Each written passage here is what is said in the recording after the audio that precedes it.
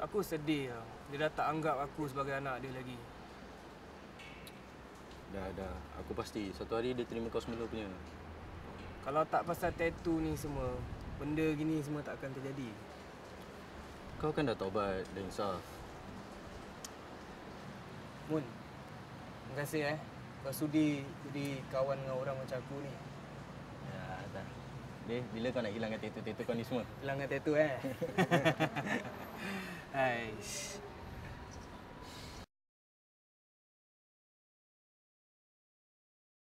InsyaAllah, Mun. InsyaAllah.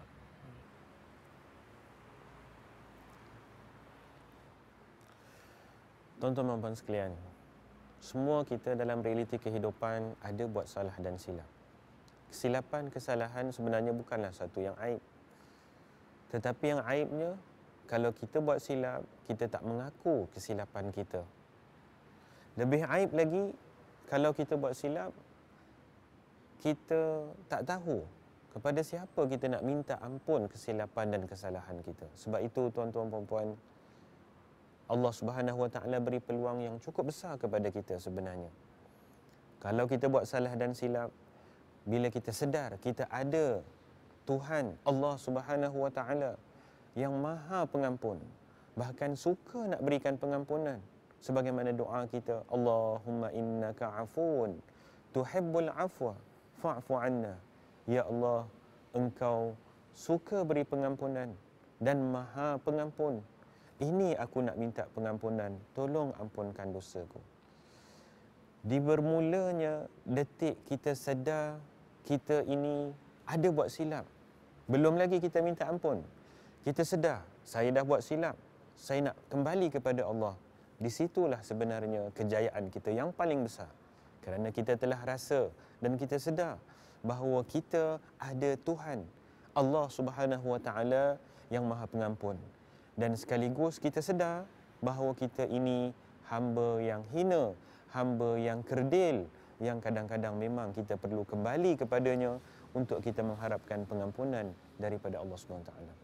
Tuan-tuan dan puan, juga di dalam kita meminta ampun kepada Allah, kita kena tahu cara macam mana kita nak minta ampun kepada Allah, dan bagaimana pula kita berinteraksi dengan orang-orang di sekeliling kita yang banyak melakukan salah dan silap. Jangan sampai tersilap seperti si ayah Din tu tadi yang kita tengok dalam cerita, sehingga dia marah anaknya, Masya Allah, keluar tutur bicara yang tidak baik, keluar kata-kata yang Masya Allah boleh menyinggung. Bahkan sebenarnya kita terlupa kata-kata kita adalah doa. Doa ni penting tuan-tuan puan-puan. Kalau kita selalu sebut yang baik, kita dapat yang baik. Tapi kalau kita doa yang tak baik, manalah tahu ketika itu terbuka pintu langit, Masya Allah, tiba-tiba doa kita yang kita sebut kepada anak kita supaya dia jadi seorang yang begitu begini dan sebagainya, maka itu adalah satu kedukacitaan yang amat besar. Dan juga tuan-tuan puan-puan, kita perlu ingat banyak-banyak.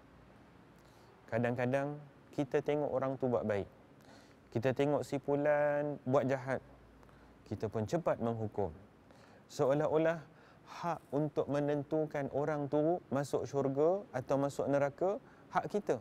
Sedangkan itu sebenarnya milik siapa? Siapakah hak sebenar-benar yang memberi hukum kalau bukan Allah Subhanahu Wa Taala? Tak ada siapa pun tuan-tuan puan-puan sebenarnya yang ada kuasa yang boleh menentukan si fulan bin si fulan masuk dalam syurga, si fulan bin si fulan ini masuk dalam neraka. Mana ada? Itu bukan kerja kita, kerana itu hanyalah milik Allah SWT. Sebab itu tuan-tuan dan puan-puan, kita kena tundukkan hati kita. Kita kena berfikiran terbuka.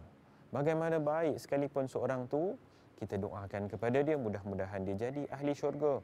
Bagaimana jahat sekalipun amalan perbuatan seorang, kita tak boleh nak kutuk, hina, tak boleh caci dia, kerana kita tak tahu tiba-tiba di akhir kehidupan dia ada pengampunan Allah Subhanahu Wa Taala di situ.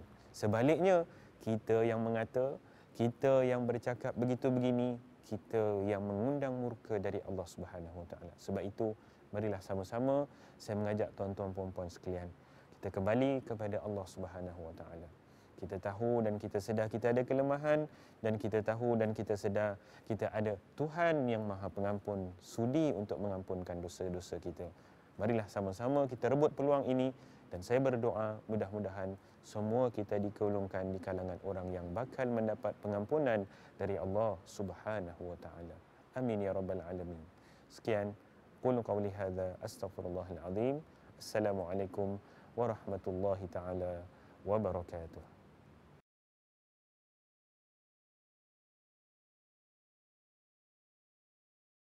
كتاب أنزلناه إليك مبارك ليدبروا آياته وليتذكر أولو الألباب.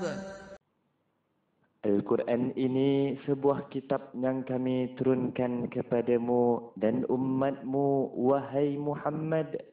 Kitab yang banyak faedah-faedah dan manfaatnya untuk mereka memahami dengan teliti kandungan ayat-ayatnya, dan untuk orang-orang yang berakal sempurna dan mengambilnya sebagai iktibar.